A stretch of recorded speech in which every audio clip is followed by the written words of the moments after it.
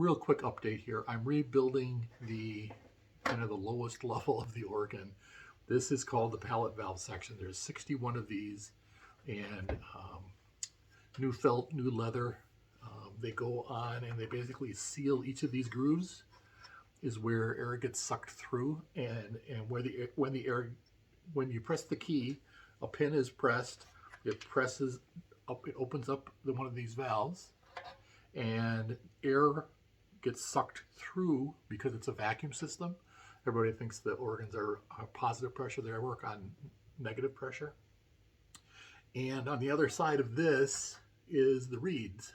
So by opening this valve up and that air getting sucked through, the outside air runs through the reed, trying to replenish that vacuum that we've got going in the pneumatic section. So this is kind of where it all begins. And these actual springs are the pressure you have on your keyboard when you press your key down and it comes back up. Well, what's pressing it back up? It's all of these metal finger springs on top of the pallet valves. They're trying to keep it closed, but when you press a key, that forces it to open, and that allows the note to be played. So critical portion. The other part of this is kind of the turning the corner on the whole organ, the disassembly, reassembly type, discovery of what needs to be replaced.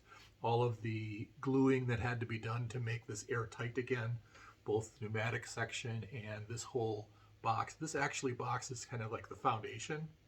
All of these pallet valves will be replaced here shortly. We've got the keyboard and the stops, and the mutes are back here too. Those all kind of build on top of each other. So we're kind of turning into the reassembly portion, and it'll be replacing felt and things like that as we go, because you can't put the felt on before. For example, there's screws that have to go in under the felt, right? So when you screw and get back together, you have to put the screws in first before you can put the felt back on. So there's a reassembly, rebuilding process that happens next, and it's exciting though, because it's a big turning point in the organ to getting it back to playing again.